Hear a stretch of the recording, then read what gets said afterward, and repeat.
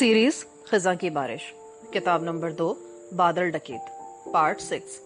मुसन्निफ ए हमीद, आवाज लुबाबा हैदर, पेशकश मीरे कारवां। उसके बाद नदीम और फकीरिया की दोस्ती हो गई। अब वो आपस में बातचीत भी कर लेते थे। नदीम को फकीरिया से बल्कि वहां किसी से भी कुछ छुपाने की जरूरत नहीं थी। सबको मालूम था कि उस पर पाकिस्तानी जासूस होने का इल्जाम है, जिसका एतराफ नदीम ने कभी नहीं किया। फकीरे को भी नदीम ने यही बताया कि वो बेगुनाह है। लाहौर के कॉलेज में पढ़ता था। एक लड़की से उसे मोहब्बत हो गई, जिसको बर्दा फरोश अगवा करके मशरकी पाकिस्तान ले गए और वहां से उसे कलकत्ते पहुंचा दिया गया। कलकत्ते से उसकी महबूबा ने किसी तरह उसे खत लिखकर अपना पता बताया और वो जायरीन की एक जमात में शामिल होकर दिल्ली पहुंचा और वहां से फरार होकर कलकत्ते पहुंच गया। मगर खुफिया पुलिस उसका पीछा कर रही थी और उसे कलकत्ते में गिरफ्तार कर लिया गया। उसके बाद उस पर बेपनाह तशद्दुद किया गया। अजियतें दी गई कि वो पाकिस्तानी जासूस होने का एतराफ कर ले और उन्हें अपने दूसरे जासूस साथियों के नाम बता दे। लेकिन उसे तो खुद कुछ मालूम नहीं था। वो तो भारत में अजनबी था, किसी का नाम क्या बताता। और अब उसे बगैर मुकदमा चलाए जेल में सड़ने के लिए डाल दिया गया है। फकीरिया बड़े गौर से नदीम का बयान सुन रहा था। नदीम ने फकीरिया से हर मौजू पर बात की, मगर उस पर कभी भी ये जाहिर नहीं किया कि वो जेल से फरार होना चाहता है और इसके लिए सोच विचार करता रहता है। नदीम को यह भी अंदेशा था कि कहीं फकीरिया सरकारी आदमी न हो। जेल में ऐसे लोग भी कैदियों की शक्ल में छोड़ दिए जाते हैं जो कैदियों के दिलों के राज मालूम करके उन्हें जेल हुक्काम के हवाले कर देते हैं। नदीम ने इसीलिए फकीरिया से अभी तक अपने फरार के बारे में जिक्र तक नहीं किया था। वो अपने तौर पर फरार के तरीकों पर गौर करता रहता था। कोई तरकीब उसके जहन में नहीं आ रही थी। दो एक बार उसे ख्याल भी आया कि फकीरे को अपना हमराज बना ले। ये शख्स इतनी देर से जेल में कैद है और फिर दिल्ली का रहने वाला है, वो नदीम के लिए मुफीद साबित हो सकता है। लेकिन ये सोचकर नदीम ने हमेशा इस ख्याल को अपने दिल से निकाल दिया कि फकीरिया कहीं पुलिस का आदमी ना हो। दिसंबर का महीना भी गुजर गया, जनवरी शुरू हो गया। इस दौरान नदीम की निगाह एक ट्रक का जायजा लेती रही थी। ये ट्रक जेल वालों का नहीं था, शायद बाहर से किराए पर हासिल किया गया था। ये ट्रक जुमरात और पीर के दिन दोपहर के वक्त जेल के अहाते में आकर दीवार के साथ लगकर खड़ा हो जाता था। उस ट्रक में जेल के कैदियों के मैले कपड़े, चादरें और जेल के ऑफिस के मेजपोश वगैरह धुलने के लिए ले जाए जाते थे। आती दफा ट्रक में सब्जियां, प्याज वगैरह लदे होते थे, जिन्हें जेल के अहाते में ही कैदी टोकरों में भरकर रसोई तक पहुंचा देते थे। अगरचे उस ट्रक में सवार होकर फरार होना तकरीबन नामुमकिन था, लेकिन नदीम को महसूस हुआ कि सिवाय इस ट्रक के दूसरी कोई शय उसे जेल से बाहर नहीं पहुंचा सकती। उसने इसी लाइन पर सोचना शुरू कर दिया। कॉलेज के जमाने में उसने कैदियों के फरार की बहुत सी कहानियां रिसालों किताबों में पढ़ी थी। वो सब एक एक करके उसे याद आ रही थी। जेल की दीवार इतनी ऊंची थी कि नदीम उसे कभी नहीं फांद सकता था। ये बहुत बड़ी जेल थी और इसमें सिक्योरिटी का भी बहुत सख्त इंतजाम था। 6 वॉच टावर थे जहां सर्च लाइटें नस्ब थी। जाहिर है खतरे के वक्त चीख चीख का शोर मचाने वाले अलार्म भी लगे हुए होंगे। वॉच टावर पर हर वक्त मुसल्लह सिपाही मौजूद रहते थे, दिन के वक्त भी और रात के वक्त भी। जेल के 2 आहनी दरवाजे थे। एक दरवाजा अहाते में था, दूसरा अहाते में से गुजरने के बाद आता था। दोनों आहनी दरवाजे बुलंद कामत थे। उन पर मुसल्लह सिपाही बंदूक लिए हर वक्त मौजूद रहता था। यही वजह थी कि नदीम ने दीवार फांदने या उन दरवाजों में से किसी तरह अपनी जाहिरी शक्ल में गुजरने का ख्याल दिल से निकाल दिया था। ले देकर सिर्फ उस ट्रक से ही उसकी सारी उम्मीदें वाबस्ता थी। ये ट्रक हफ्ते में 2 बार आता था और अहाते में कोई 1 घंटा खड़ा रहता था। पहले उसमें लदी हुई तरकारियां वगैरह उतारी जाती, फिर जेल के मुख्तलिफ कमरों से मैले कुचैले कपड़ों के गट्ठर लाकर ट्रक में भर दिए जाते। इस काम में कभी घंटा और कभी 1.5 घंटा लग जाता। इस दौरान ट्रक का सिख ड्राइवर वहां मौजूद नहीं रहता। वो शायद जेल की कैंटीन में चाय वगैरह पीने या खाना खाने चला जाता था। ट्रक का क्लीनर कोई नहीं था। ट्रक ऊपर से खुला था, सिर्फ ड्राइवर की सीट वाला हिस्सा ढका हुआ था। सबसे अहम सवाल यह था कि नदीम उस ट्रक तक किस तरह पहुंचे, क्योंकि जिस वक्त ट्रक अहाते में दाखिल होता, नदीम अपनी कोठरी वाले बरामदे से निकलकर दीवार के साथ धूप में बैठा सिगरेट बीड़ी पी रहा होता था।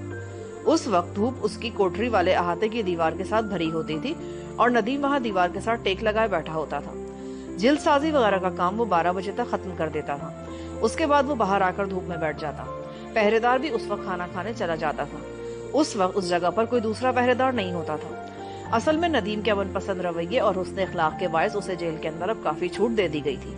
वो भी जानबूझकर बातों बातों में कैदियों या पहरेदार सिपाहियों से यही कहा करता था कि अब तो सारी जिंदगी इसी जगह गुजारनी है, अब तो मुझे जेल के माहौल से बड़ा लगाव हो गया है, ये जगह छोड़कर जाने को दिल ही नहीं करता, वगैरह वगैरह। اس کے یہ خیالات بہرحال جیل کے وارڈنوں اور سپرنٹینڈنٹ تک پہنچ جاتے تھے، لہٰذا اسے تھوڑی سی آزادی دے دی گئی تھی۔ اب اپنے کوٹے کا کام ختم کرنے کے بعد اسے اجازت تھی کہ وہ احاطے میں چہل قدمی کر سکتا تھا۔ وہ کچھ دیر فقیریہ کے پاس بھی دھوپ میں بیٹھ کر گپ شپ لڑا تھا۔ اس نے فقیریہ کو بھی یہی تاثر دیا تھا کہ جیل میں اس کا جی لگ گیا ہے، اب پاکستان جانے کا خیال بھی اس نے دل سے نکال دیا ہے۔ ایک روز فقیریہ نے چڑھ کر کہا، تو کیسا پاکستانی ہے؟ دشمن کی جیل سے دل لگا بیٹھا، مجھے تو تمہارے پاکستانی ہونے پر بھی شک ہے۔ ندیم نے سر کو نفی کے انداز میں جھٹکتے ہوئے کہا، جب ساری زندگی اسی جیل میں ہی گزارنی ہے تو پھر بہتر یہی نہیں کہ یہاں جی لگا لیا جائے؟ تو پھر یہ کہو نا کہ تمہارا دل یہاں لگ گیا اور پاکستان کا خیال ہی نہیں آتا۔ او میرے یار، اپنا وطن اپنا ہوتا ہے۔ میں پاکستان کا بھی نہیں گیا، پر مجھے اس ملک سے عقیدت ہے۔ ندیم خاموشی سے فقیرے کی گفتگو سنتا رہا۔ وہ فقیرے کو اپنا ہم خیال نہیں بنانا چاہتا تھا، ابھی تک اسے اس پر اعتماد نہیں تھا۔ ندیم نے اپنی ساری توجہ جیل میں آنے والے ٹرک کی آمد و رفت کے اوقات، وہاں کھڑے رہنے کے دورانیے اور سکھ ڈرائیور کی نقل و حرکت پہ مرکوز کر دی۔ جنوری کا مہینہ بھی گزر گیا۔ ندیم کو اس دوران ٹرک اور اس کے ڈرائیور کی نقل و حرکت کے اوقات زبانی حفظ ہو گئے۔ حیرانی کی بات تھی کہ جیل میں اس کی خبر کسی نے نہیں لی۔ پولیس نے بھی اسے ایک بار کے بعد مزید پوچھ گچھ کے لیے کبھی نہیں بلایا۔ یہ بات ندیم کے حق میں اچھی ہی تھی، اسے پورے اطمینان سے اپنے فرار کے منصوبے پر غور کرنے کا موقع مل گیا تھا۔ ندیم نے دیکھا ہر ہفتے ٹرک سے سبزیاں اتارنے والے قیدی بدل دیے جاتے ہیں۔ جب ٹرک میں میلے کپڑوں کے گٹھر لاد دیے جاتے ہیں تو کم از کم 15 منٹ تک ٹرک احاطے میں اکیلا کھڑا رہتا ہے۔ سکھ ڈرائیور اس کے 15-20 منٹ بعد آتا ہے، ٹرک کا دروازہ کھول کر اس میں سوار ہوتا ہے اور ٹرک کو بیک کر کے جیل کے احاطے والے آہنی دروازے کی طرف لے جاتا ہے۔ پہرے دار کو کھڑکی سے ہاتھ نکال کر کوئی پرچی تھماتا ہے۔ پہرے دار ٹرک کے پیچھے آ کر رسمی طور پر میلے کپڑوں کے گٹھروں پر ایک اڑتی ہوئی نظر ڈالتا ہے اور ٹرک کو باہر جانے کی اجازت مل جاتی ہے۔ ندیم نے اس بات پر غور کرنا شروع کر دیا کہ کیا کسی طرح سے اس کی ڈیوٹی ٹرک میں میلے کپڑوں کے گٹھر لادنے والوں میں نہیں لگ سکتی۔ بہت جلد اس نے معلوم کر لیا کہ یہ ڈیوٹی صرف ایسے قیدیوں کی لگائی جاتی ہے جو سال بھر کی یا زیادہ سے زیادہ 2 سال کی قید کاٹ رہے ہیں۔ لمبی سزائیں کاٹنے والوں کو ٹرک کے نزدیک بھی نہیں آنے دیا جاتا۔ اس کے باوجود فقیریہ سگریٹ پیتا ٹرک کی جانب نکل جاتا تھا اور سبزیوں کے ٹوکرے اتارنے والوں سے ہنسی مذاق کی باتیں کیا کرتا تھا۔ ندیم کافی سوچ بچار کے بعد اس نتیجے پر پہنچا کہ ٹرک میں سوار ہونے کا صرف ایک ہی موقع ہو سکتا ہے، یعنی جب ٹرک میں میلے کپڑوں کے گٹھر لگ چکے ہوں اور 15-20 منٹ کے لیے ٹرک کے پاس کوئی نہیں ہوتا۔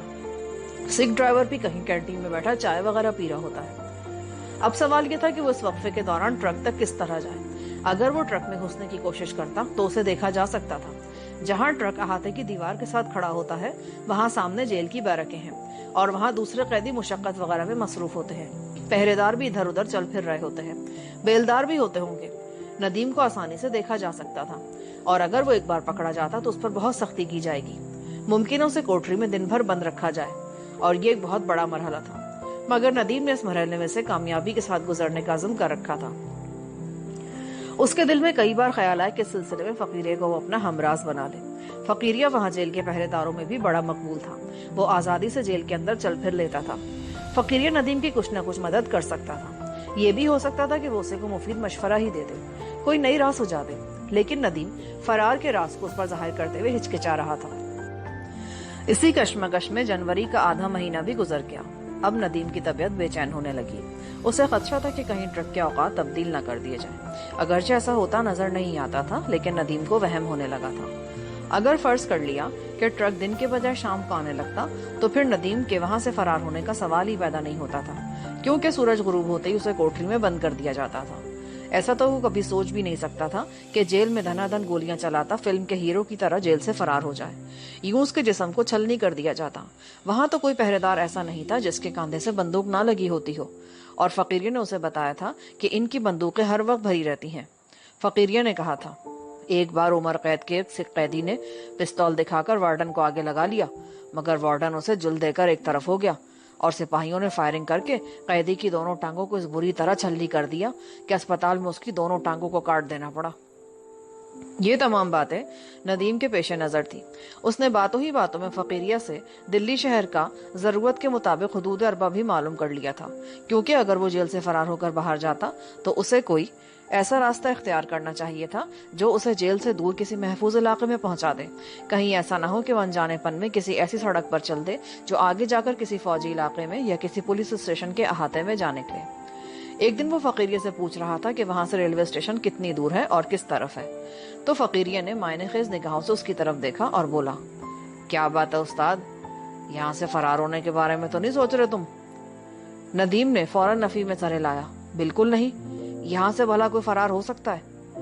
کیوں نہیں ہو سکتا؟ آدمی کے اندر حوصلہ ہونا چاہیے، فرار ہونے کے 1,00,000 طریقے ہیں۔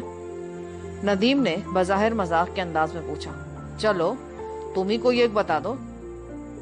فقیریہ سنجیدہ ہو گیا۔ اس وقت ان کے قریب کوئی جمعدار یا حوالدار بھی نہیں تھا۔ وہ کہنے لگا، اپنے خدا کی قسم کھا کر کہو، کیا تم یہاں سے بھاگنا چاہتے ہو؟ ندیم ابھی تک اسے اپنا ہاتھ نہیں پکڑا رہا تھا، نہ اس کا ہاتھ پکڑ رہا تھا۔ اسے فقیریہ پر اعتماد نہیں تھا۔ فقیریہ، یہ بتاؤ کہ کون سا ایسا قیدی ہے جو جیل میں ہی رہنا پسند کرتا ہے اور جیل سے بھاگنا نہیں چاہتا؟ فقیریہ بولا، مثال تمہارے سامنے میں ہوں، میں جیل میں رہ کر ہی اپنی سزا پوری کرنا چاہتا ہوں۔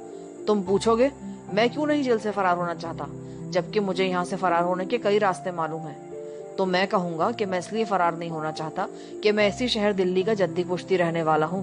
میرے ماں باپ، بہن بھائی، رشتے دار سبھی اس شہر میں آباد ہیں۔ آج میں یہاں سے فرار ہوتا ہوں تو شام کو پولیس میرے ماں باپ یا بہن بھائیوں کو پکڑ کر تھانے لے آئے گی۔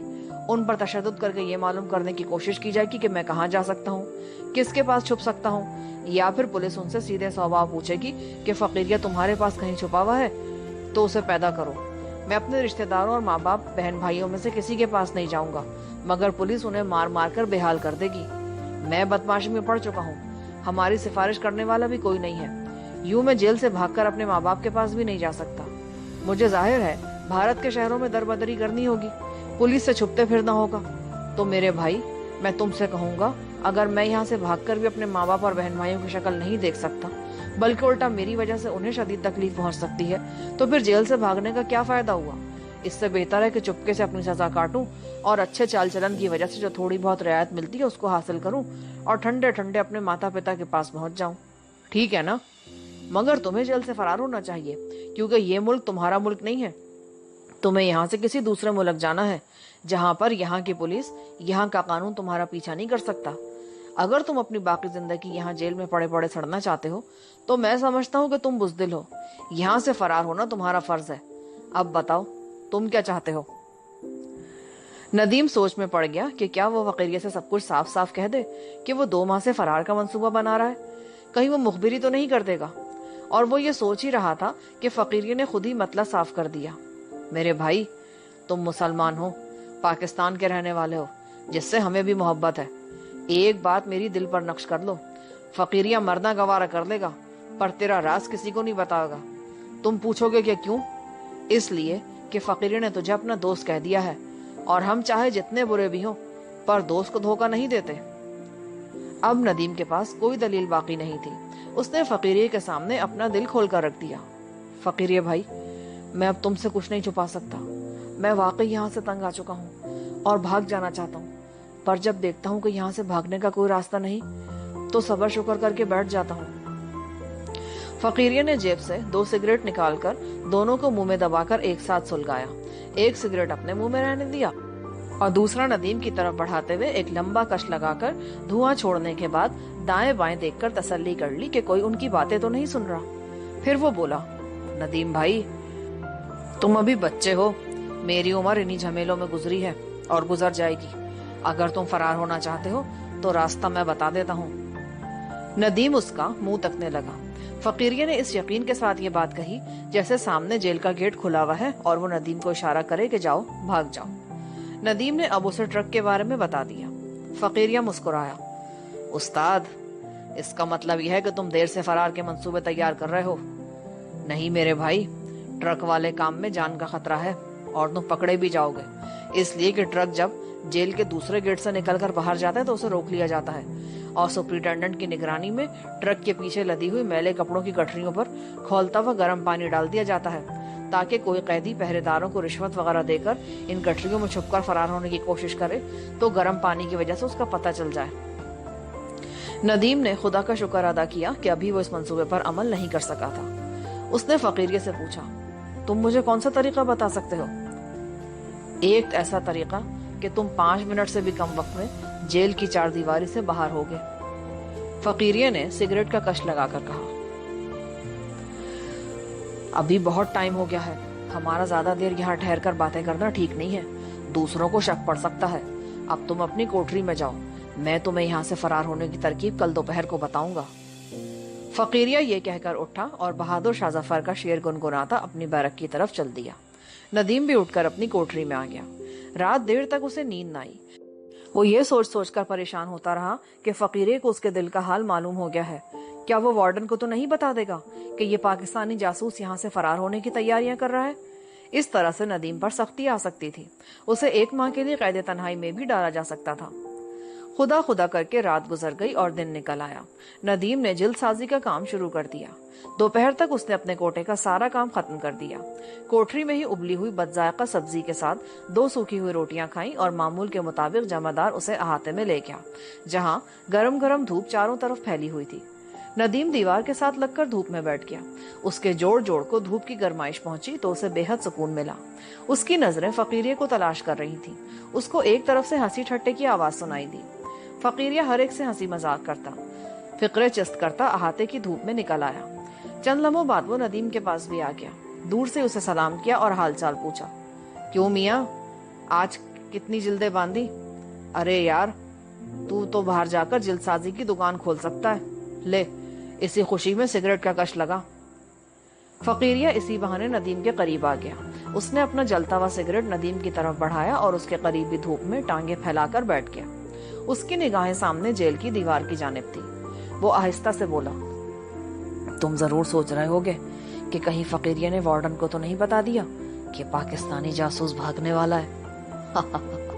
तुम पूछोगे मुझे कैसे पता चला, तो मैं कहूंगा कि सब ऐसा ही सोचते हैं। लेकिन भाई, फकीरिया मर्द का बच्चा है, हक और इंसाफ की खातिर अपनी जान भी कुर्बान कर सकता है। वो तुमसे गद्दारी कैसे करेगा? अब सुन, मैं तुझे यहाँ से भागने की तरकीब बताता हूँ। मेरी मुलाकात हर जुम्मे को आती है। माता पिता और बहन भाई तो महीने में 1 ही बार आते हैं, पर मेरा यार राजू हर जुम्मे को मुझसे मिलने आता है। मैं उसे समझा दूंगा, वो तुम्हारी मदद करेगा। नदीम उसका मुंह तक रहा था। फिर वो दीवार की तरफ मुंह करके बोला, वो मेरी क्या मदद करेगा फकीरिया? वो तो जेल से बाहर है, मैं जेल के अंदर हूँ। मेरी बात खामोशी से सुनते जाओ। जहाँ तुम्हारी कोठरी है ना, उसके अकब में भी कहाता है। उस अहाते की दीवार के साथ एक इमली का बड़ा दरख्त है। उस दरख्त की शाखें जेल की दीवार के बिल्कुल ऊपर आई हुई हैं। पहले उन शाखों को हर महीने काट दिया जाता था, मगर अब 2 महीने गुजर गए हैं, इन शाखों को काटा नहीं गया। तुम्हारा काम यह है कि उस दरख्त पर रात के अंधेरे में चढ़कर जेल की दीवार पर उतरकर दूसरी तरफ कूद जाओ। दूसरी तरफ राजू मौजूद होगा, बाकी वो खुद संभाल लेगा। नदीम को हंसी आ गई। फकीरिया ने इस हंसी को पसंद नहीं किया था। नदीम ने फौरन माजरत करते हुए कहा, फकीरिया भाई, माफ करना, मुझे हंसी इसलिए आ गई थी कि ये तो बगले की आंख पर मोम लगाकर उसे पकड़ने वाली तरकीब है।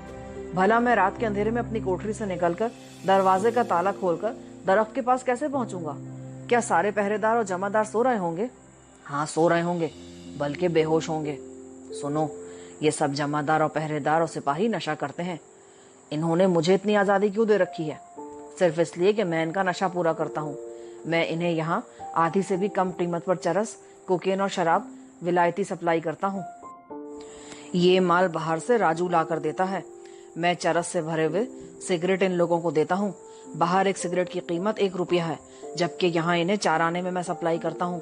और मेरी चरस भी खालिस होती है, सिर्फ इसलिए कि यहाँ मैं कैद के बाकी दिन पूरे कर सकूँ और मेरी रिपोर्ट भी अच्छी जाए और मुझे छूट मिल जाए। इस जुमे को मेरा यार राजू मुलाकात के लिए आएगा तो मैं उसे सारी बात समझा दूंगा, सारी स्कीम बता दूंगा और उससे अगली दफा 3 ऐसे सिगरेट लाने को कहूंगा जिनमें कुछ मिला हुआ होगा। सिर्फ 3 सिगरेट ही काफी होंगे।